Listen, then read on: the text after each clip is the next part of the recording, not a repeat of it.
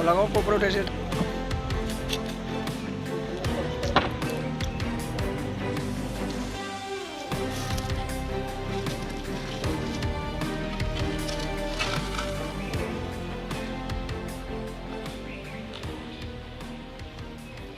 গাড়ী এখন মানে আপোনালোকে লৈ আহিছে ৰাণী বনাঞ্চল কাৰ্যালয় ক'ৰ পৰা আনিছে ক'ত ধৰিলে?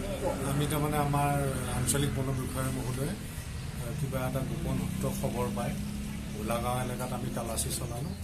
তাৰপিছত এজন মানুহৰ ঘৰত কিছু ফলাকাঠ পালোঁ। ফলাকাঠখিনি কোনো নথি পত্ৰ নোহোৱা আমি জব্দ কৰি ৰাণী বনাঞ্চলিক কাৰ্যালয়ত লৈ আহিলোঁ। ফলাকৰ পৰা আনা বুলি ক'লে মানুহজনৰ নামটো কি?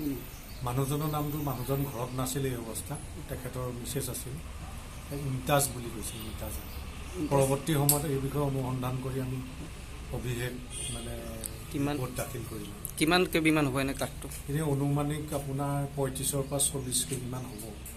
এতিয়া আমি হিচাপ কৰি আছোঁ, হোৱা নাই। হিচাপ হ'লে সম্পূৰ্ণ হিচাপটো ওলাব। ধন্যবাদ।